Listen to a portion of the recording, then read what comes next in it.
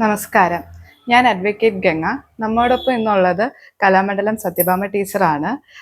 ടീച്ചറിനെ പറ്റി കൂടുതൽ ഞാൻ പറയേണ്ട ആവശ്യമില്ല എന്ന് എനിക്കറിയാം. പക്ഷെ എന്നാലും നൃത്തത്തിൽ അഭ്യസിപ്പിക്കാൻ മാത്രമല്ല നൃത്തം കളിക്കാനും അതിലുപരി നല്ലൊരു ഗായികയും കൂടിയാണ് ടീച്ചറെന്ന് നമുക്ക് എല്ലാവർക്കും അറിയാവുന്നതാണ്. നമസ്കാരം ടീച്ചർ. നമസ്കാരം ടീച്ചർ.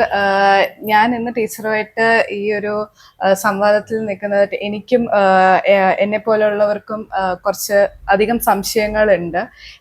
ഞാൻ ഒരു നൃത്തം ഒരാൾ പഠിക്കുമ്പോൾ എന്തൊക്കെ അറിഞ്ഞിരിക്കണം, അല്ലെങ്കിൽ എന്തൊക്കെയാണ് അറിയേണ്ടത്, പൊതുവെ ഒരു ചില സംശയങ്ങളൊക്കെ വരും. ടീച്ചറിന്റെ പല ഇന്റർവ്യൂവിലായിട്ടും ടീച്ചർ നൃത്തത്തിന്റെ എല്ലാ ബേസിക് കാര്യങ്ങളും കുറെയൊക്കെ ടീച്ചർ നമുക്ക് പകർന്നു തന്നിട്ടുള്ളതാണ്. എന്നാലും ടീച്ചറിനോട് ചില സംശയങ്ങൾ ചോദിക്കുമ്പോൾ അതിൽ നിന്നൊക്കെ എനിക്ക് കുറച്ചുകൂടി കാര്യങ്ങൾ എനിക്ക് മനസ്സിലാക്കാൻ പറ്റുമെന്ന് ഞാനിന്ന് പ്രതീക്ഷിക്കുന്നു. അതിനെന്താ, ശരി, ചോദിച്ചോളൂ. ടീച്ചർ, ആദ്യം എനിക്ക് ചോദിക്കാനുള്ളത്, ഈ ഇടയായിട്ട് എൻ്റെ ഒരു സുഹൃത്ത് അരങ്ങേറിയായിരുന്നു. ഒരു അമ്പലത്തിൽ വെച്ചായിരുന്നു. ചെറിയ കുട്ടിയാ വലിയ കുട്ടിയാ? ആളുടെ മോളായിരുന്നു അരങ്ങേറിയിരുന്നത്. അപ്പോ ആള് ഒരു 3 ഐറ്റമായിരുന്നു കളിച്ചിരുന്നത്. പദവും ഉണ്ടായിരുന്നു, അതിൽ ജതിസ്വരം ഉണ്ടായിരുന്നു. 2 പദവും 1 ജതിസ്വരമായിരുന്നു ആള് കളിച്ചിട്ടുണ്ടായിരുന്നത്. അപ്പം ആ കുട്ടിയുടെ അമ്മ എൻ്റെ അടുത്ത് പറഞ്ഞത്, പദം കളിക്കുമ്പോ കുട്ടിക്ക് കുഴപ്പമില്ല, ആള് കളിച്ചങ്ങ് പോകുന്നുണ്ട്. പക്ഷെ ജതിസ്വരം അതേസമയം കളിക്കുമ്പോൾ ആൾക്ക് എപ്പോഴും തെറ്റുന്നുണ്ട്. അതെന്തായിരിക്കും? അതിന് ടീച്ചർ എന്താണ് അങ്ങനെ അതിലെ എന്താണ് നമുക്ക് അതിനെ കുറിച്ച് അറിയണം. എന്താ? അപ്പൊ അതിനെ കുറിച്ച് പറയുകയാണെങ്കിൽ എന്നെ സംബന്ധിച്ചിടത്തോളം ഞാൻ ഇത്തിരി പാടും എന്ന് വരികിലും ജതിസ്വരങ്ങളും പദങ്ങളും അല്ലെങ്കിൽ തോടയം, അല്ലെങ്കിൽ ഗണപതി സ്തുതി, അല്ലെങ്കിൽ അലാരിപ്പൊക്കെ ചെയ്തു വരുന്നുണ്ട് അരങ്ങേറ്റം സെക്ഷൻ എടുക്കുമ്പോൾ. അതിനകത്ത് സാഹിത്യം എന്ന് പറയുമ്പോൾ നമ്മൾ എല്ലാവർക്കും അറിയായിരിക്കും. തീരെ കുഞ്ഞുങ്ങൾക്ക് പറഞ്ഞാൽ മനസ്സിലാവില്ല. എന്നാലും സാഹിത്യം, സ്വരം, ജതി, ഇതൊക്കെയാണ് നൃത്തത്തിൽ വരുന്നത്. അപ്പോൾ സാധാരണഗതിയിൽ കുഞ്ഞു കുട്ടികൾ വരെ അവർക്ക് പറ്റുന്ന തരത്തിലുള്ള സിനിമാ പാട്ടുകളൊക്കെ പാടി നടക്കും. അതേപോലെ വലിയവരാണെങ്കിലും സിനിമാ പാട്ടും സാഹിത്യമൊക്കെ ഉള്ളത് ഏത് പാട്ടും പാടും. പാടാൻ അറിയില്ല എന്നുള്ളതല്ല, നല്ല പോലെ പാടുന്ന ആൾക്കാരും ഉണ്ട്, അതേപോലെ വെറുതെ ഇഷ്ടം കൊണ്ട് പാടുന്നവരുണ്ട്. പക്ഷേ ഈ പാടുന്നവർ തന്നെ ബേസിക്കായിട്ട് അതിൻ്റെ സ്വരസ്ഥാനങ്ങൾ, ശാസ്ത്രീയ സംഗീതം പഠിച്ചിട്ട് നല്ല പോലെ പഠിച്ചാലേ ആ സ്വരങ്ങൾ പാടാൻ പറ്റൂ എന്നുണ്ട്. അല്ലാതെ വെറുതെ ഒന്നും സ്വരസ്ഥാനം ഒന്നും കിട്ടൂല. എന്നുവെച്ചാൽ പഴയ ഒരു രീതി എന്ന് വെച്ചാൽ പുതിയ രീതി. അപ്പോൾ ഏതാണ് പുതിയ രീതി എന്നുണ്ട്, അത് ഞാൻ പറയാം. പഴയ രീതി എന്ന് പറയുമ്പോൾ 72 മേളകർത്ത രാഗങ്ങളാണ് ഉള്ളത് സംഗീതത്തിൽ.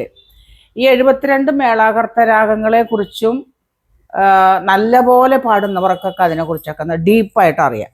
പക്ഷെ തീരെ ചെറിയ കുട്ടികൾ പഠിച്ചുകൊണ്ടിരിക്കുമ്പോൾ ആദ്യമേ മായാമാളവ ഗൗള രാഗമാണ് എപ്പോഴും സ്റ്റാർട്ട് ചെയ്യുന്നത് കുട്ടികൾക്ക്.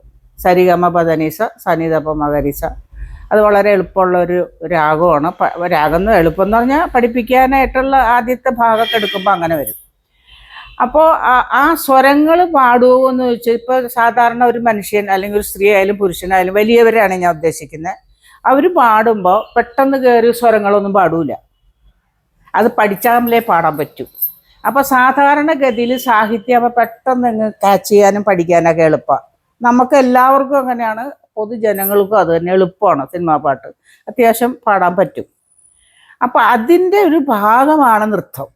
നൃത്തം എന്ന് പറയുമ്പോൾ ഈ 72 മേളകർത്ത രാഗത്തിലെ മിക്ക രാഗങ്ങളും സംഗീതജ്ഞർ പാടുന്ന അതേപോലെ ഞങ്ങൾ ഡാൻസുകാരും കൈകാര്യം ചെയ്യുന്ന രാഗങ്ങളാണ്. മിക്ക രാഗങ്ങളും അതിനകത്ത് വരുന്നുണ്ട്. അപ്പോൾ ഈ പഠിപ്പിച്ചു വിടുന്ന കുട്ടികൾ, ഇപ്പോൾ ഉദാഹരണത്തിന്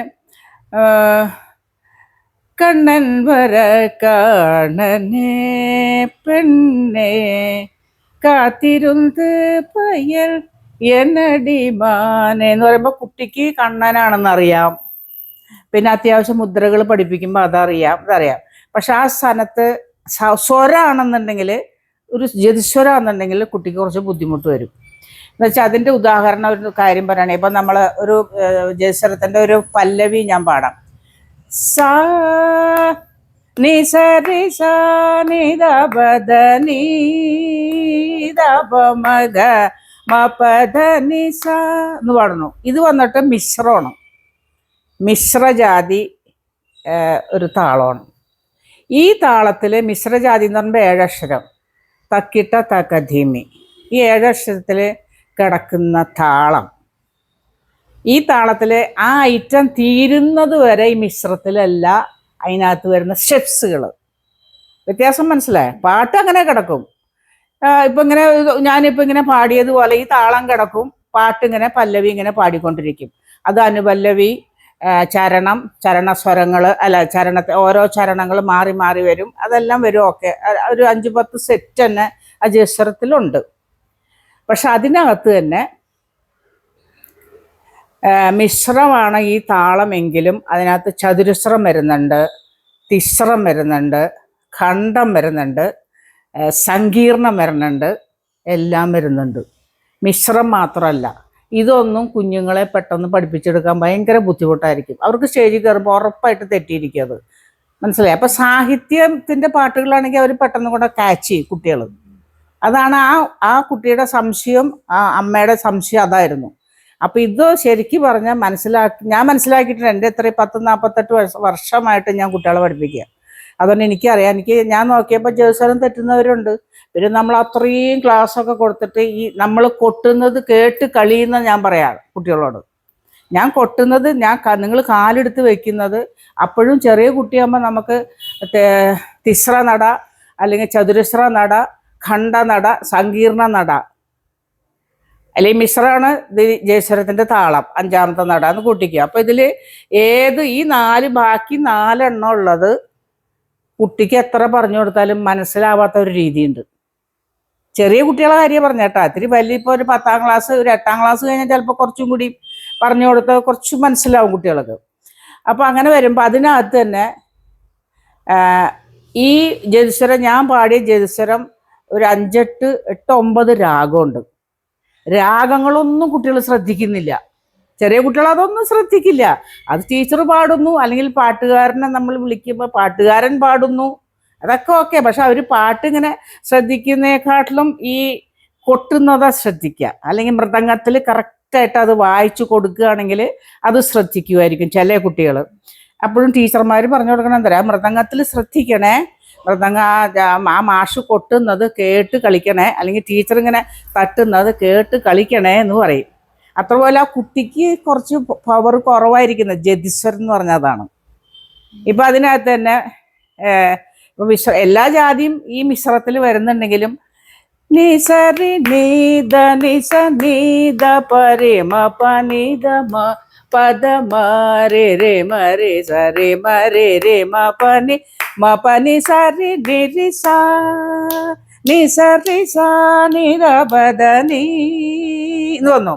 അപ്പം ഞാൻ ഇപ്പോൾ പാടിയ സാധനം പാട്ട് മിശ്രമാണെങ്കിലും ഞാൻ കണ്ടോണം കുട്ടിയെ പഠിപ്പിച്ചിട്ടുള്ളത്. നീ സരി നീ കണ്ടാ താക്ക തക്കിട്ട താക്ക തക്കിട്ട തർക്കിടതോം തർക്കിടതോ എന്ന് പറയുമ്പോൾ താക്ക തക്കിട്ട താക്ക തക്കിട്ട താക്ക ധീമി. അപ്പോൾ കണ്ടോം വന്നു, ചതുരസ്വരം വന്നു അതിനകത്ത്. താക്ക തക്കിട്ട താക്ക തക്കിട്ട താക്ക ധീമി. ദിദിതൈ ദിദിതൈ എന്ന് പറയുമ്പോൾ 2 തകതിമേ താക്ക ധീമി. മനസ്സിലായേ? അപ്പം ഇങ്ങനെയുള്ള നടകളുടെ ഒരു ചേഞ്ചാണ് ഈ കുട്ടികളുടെ അറിവ് കുറവിൻ്റെ ഒരു കാര്യം. അതിപ്പോൾ കണ്ടം വന്നില്ലേ, ഈ സെറ്റ് മൊത്തം കണ്ട, ഞാൻ ഇപ്പോൾ പാടിയ സെറ്റ് മൊത്തം ഖണ്ഡത്തിലാണ്. ഞാൻ ഖണ്ഡജാതി എന്ന് പറഞ്ഞാൽ 5 അക്ഷരം, ത ധിങ്ങിണ്ണത്തോ, ഈ 5 അക്ഷരം ആണ് ഉള്ളത് ഖണ്ഡജാതിക്ക്. അപ്പം ഞാൻ ഇപ്പോൾ പാടിയ സെറ്റ് മൊത്തം ഖണ്ഡത്തിലാണ്. കുട്ടി എങ്ങനെ അത് പിടിക്കും? കുട്ടിക്ക് ബുദ്ധിമുട്ടായിരിക്കും. ഈ താളത്തിൽ ഈ ഖണ്ഡജാതി കളിക്കുക എന്ന് പറഞ്ഞാൽ ബുദ്ധിമുട്ടാണ്. അത് അത്രയും കുറച്ചും കൂടി അറിവുണ്ടെങ്കിൽ, കുറച്ചും കൂടി ആയിട്ട് ഒരു 8-8ാം ക്ലാസ്സോ 9ാം ക്ലാസ്സോ ഒക്കെ ആണെങ്കിൽ, അല്ലെങ്കിൽ ഇതിനേക്കാൾ ഉപരി പവറുള്ള കുട്ടികളുണ്ട് കേട്ടോ. പറഞ്ഞു കൊടുത്താൽ പെട്ടെന്ന് ക്യാച്ച് ചെയ്യുന്ന ചില കുട്ടികളുണ്ടാവും. അതില്ല എന്നൊന്നും ഞാൻ പറയുന്നില്ല. അപ്പോൾ പ്രേക്ഷകർ വിചാരിക്കും എൻ്റെ കുട്ടി 5ാം ക്ലാസ്സിലാണല്ലോ, അവള് കളിക്കുമല്ലോ. ചിലപ്പോൾ കളിക്കുമായിരിക്കും, പറയാൻ പറ്റില്ല. ഇപ്പോഴത്തെ ജനനങ്ങളെല്ലാം അങ്ങനെയാണല്ലോ, കമ്പ്യൂട്ടർ റൂമിലാണ് കൊച്ചുങ്ങളെ പ്രസവിച്ചിടുന്നത്. അപ്പൊ പിന്നെ എന്താ അറിവില്ലാത്ത TV. ഞാൻ ഇതിൻ്റെ ഇടയ്ക്ക് ഒരു ഉദാഹരണം പറയാം. അതായത് ഞാൻ എൻ്റെ ഒരു ഫ്രണ്ടിൻ്റെ വീട്ടിൽ പോയി.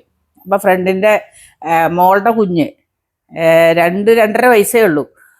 അപ്പം ഈ കുട്ടി അങ്ങ് കരച്ചിലോട് കരച്ചില്, ഭക്ഷണം വേണ്ട, പാല് വേണ്ട, അമ്മ എടുത്തുകൊണ്ട് നടന്നിട്ടും കൊച്ചു കരച്ചിൽ മാറണില്ല, ഭയങ്കര കരച്ചില്. നമ്മളൊക്കെ തന്നെ അത് കേട്ടിട്ട് എന്തോ പോലെ തോന്നും. അവസാനം എന്ത് ചെയ്തു, ഫോൺ എടുത്ത് കയ്യില കൊടുത്തു. കുട്ടിയുടെ കയ്യിൽ ഫോൺ എടുത്ത് കയ്യില കൊടുത്ത് കരച്ചിലും പോയി, എല്ലാം പോയി. പാലും വേണ്ട, ചോറും വേണ്ട, ഭക്ഷണവും വേണ്ട, ഒന്നും വേണ്ട. അങ്ങനത്തെ കുട്ടികളെ ഇപ്പോൾ 2.5 വയസ്സ് 2 വയസ്സ്. അപ്പോൾ ഒന്ന് ആലോചിച്ച് നോക്ക്. അപ്പോൾ അറിവ് അല്ലെങ്കിൽ എന്ത് കിട്ടിയാൽ അവർക്ക് കളിക്കാൻ സാധിക്കും. മൊബൈൽ കിട്ടിയാൽ അതിലിങ്ങനെ അവർക്ക് വേണ്ടത് കണ്ണി കണ്ട കാർട്ടൂൺ, അത് കണ്ണി എല്ലാ പരിപാടികളുണ്ട്. എന്നാൽ കൊള്ളൂല്ലാത്തതും ഫോണിലുണ്ട്, ഇല്ല എന്ന് പറയാൻ പറ്റില്ല. അതൊന്നും കാണാനുള്ള പ്രായമായിട്ടില്ലല്ലോ. അപ്പോൾ അവരെ കരച്ചിൽ മാറി എന്ന് പറഞ്ഞ പോലെ നേരത്തെ പറഞ്ഞതിലേക്ക് വരികയാണ്. അപ്പം ആ അമ്മ ചിലപ്പോൾ പറയും, എൻ്റെ മോൾ 5-ലാണല്ലോ അല്ലെങ്കിൽ 6-ലാണല്ലോ, എന്നിട്ട് അവള് കളിക്കുന്നുണ്ടല്ലോ. ചിലപ്പോൾ കളിക്കുമായിരിക്കും, പറയാൻ പറ്റില്ല. ഞാൻ സാധാരണഗതിയിൽ പാട്ടായിട്ടൊരു ബന്ധമില്ലാത്ത ചില കുട്ടികളുണ്ട്, ഒട്ടും പാടാൻ. ഞാൻ അതും പല ഇൻ്റർവ്യൂസിൽ ഞാൻ പറഞ്ഞിട്ടുണ്ട്. ഡാൻസ് ഒരുവിധം 100-ൽ 100 പേർക്ക് പഠിക്കാം. പാട്ട് അങ്ങനെയല്ല. പാട്ട് കുറച്ച് ബുദ്ധിമുട്ടുള്ള ഒരു കേസ് തന്നെയാണ്. ശ്രുതിജ്ഞാനം എന്ന് പറഞ്ഞാൽ അത് ജന്മനാൽ കിട്ടേണ്ട ഒരു സാധനമാണ്. ആ ശ്രുതിജ്ഞാനം ഉണ്ടെങ്കിൽ പാട്ട് പഠിക്കാൻ കൊണ്ടാക്കിയിട്ട് കാര്യമുള്ളൂ. ഇപ്പോൾ നല്ലപോലെ പാടുന്ന ഒരാൾ ഒരു ഇൻസ്ട്രുമെൻ്റ് പഠിക്കുകയാണെന്നുണ്ടെങ്കിൽ, അത് വയലിനോ വീണയോ വല്ലതും ഉണ്ടല്ലോ, അതിലേത് പഠിക്കുകയാണെങ്കിലും പാടുന്ന ഒരാളാണെങ്കിൽ ഈസി ആയിട്ട് പഠിക്കാം. പെട്ടെന്ന് നമുക്കത് ആ സ്വരസ്ഥാനങ്ങളൊക്കെ നമ്മുടെ മനസ്സിലുണ്ടെങ്കിൽ പഠിക്കാൻ എളുപ്പമായിരിക്കും. ഒട്ടും പാടാത്ത ആൾക്ക് അതിൻ്റേതായ ബുദ്ധിമുട്ടുണ്ടാവും, അത് സംശയമൊന്നുമില്ല. അപ്പോൾ ഈ നമ്മൾ പറഞ്ഞുകൊണ്ട് വന്നത് ഈ ജതിസ്വരം കുട്ടിക്ക് തെറ്റുന്നു, ഇതാണ് തെറ്റാൻ കാര്യം. മനസ്സിലായോ? പിന്നെ വന്നിട്ട് ഈ മിശ്രത്തിൽ തന്നെ എളുപ്പമുള്ള ഒരു ഭാഗം വരുന്നുണ്ട്. ഈ മിശ്രത്തിൽ തന്നെ സ്റ്റെപ്പ് ഇട്ട് കഴിഞ്ഞാൽ ചിലപ്പോൾ ഒരു പക്ഷെ കുറച്ചുകൂടി ഈസി ആയിട്ട് കളിക്കും. ഗരി സനിധ നിരി നിധമ ഗമദാമ ഗരി സരി ഗമദ നിസ നിക്കരി നിരി നിധ നിധ മദ നിസ നിധ പമ ഗരി സരി ഗമദ നി ഗരി സ എന്ന് പറഞ്ഞപ്പോൾ കറക്റ്റ് മിശ്രമാണ്. സ്റ്റെപ്സുകളെല്ലാം ഇട്ടേക്കണ മിശ്രത്തിലാണ്. ഞാൻ എൻ്റെ ഒരു ഐറ്റത്തിൻ്റെ കാര്യമാണ് പറഞ്ഞത് കേട്ടോ. അപ്പോൾ ഇത് ഏത് ടീച്ചേഴ്സ് പഠിപ്പിക്കുമ്പോഴും എല്ലാ മിശ്ര സ്റ്റെപ്പുകൾ ഇട്ട് കൊടുക്കുകയാണെങ്കിൽ കുട്ടി ഈസി ആയിട്ട് കളിക്കും. അതിനകത്ത് മറ്റുള്ള ജാതികൾ കയറി വരുമ്പോൾ കുട്ടിക്ക് ബുദ്ധിമുട്ട് വരും. അപ്പോൾ തെറ്റാൻ ചാൻസ് കൂടുതലാണ്. അതായിരിക്കും ചിലപ്പോൾ ഗംഗയുടെ കൂട്ടുകാരിയുടെ മകൾക്ക് പറ്റിയിട്ടുള്ള അബദ്ധങ്ങൾ. പക്ഷെ ആ പദങ്ങൾ ചെയ്തിട്ടുണ്ടെങ്കിൽ, ഞാൻ പറഞ്ഞില്ല, കൃഷ്ണനെ കുറിച്ചോ മുരുകനെ കുറിച്ചോ ശിവനെ കുറിച്ചൊക്കെ കുഞ്ഞേ പദങ്ങളുണ്ട്. അപ്പോൾ ഇതിങ്ങനെ ദിവസം ഇപ്പോൾ സിനിമ പാട്ട് പാടാണ്, ഏത് സിനിമ പാട്ട് പാടിലും നമ്മൾക്ക് അത് കേട്ട് ഒരു പരിചയമുണ്ട്. പെട്ടെന്ന് പാടാനും അത് സാധിക്കുന്ന ഒരു ഭയങ്കര എളുപ്പ വഴിയുണ്ട് അതിനകത്ത്. അതുപോലെ എല്ലാ സ്വരങ്ങൾ പാടുക എന്ന് പറഞ്ഞാൽ കുറച്ച് ബുദ്ധിമുട്ട് തന്നെയാണ്. പാടി കുട്ടി കളിച്ച് ഫലിപ്പിച്ച് കൊണ്ടുവരാൻ കുറച്ച് ബുദ്ധിമുട്ടാണ്. ഇപ്പൊ അതിനെക്കുറിച്ച് ഏകദേശം ഒരു ധാരണ കിട്ടിയല്ലോ. കിട്ടി. Okay, thank you.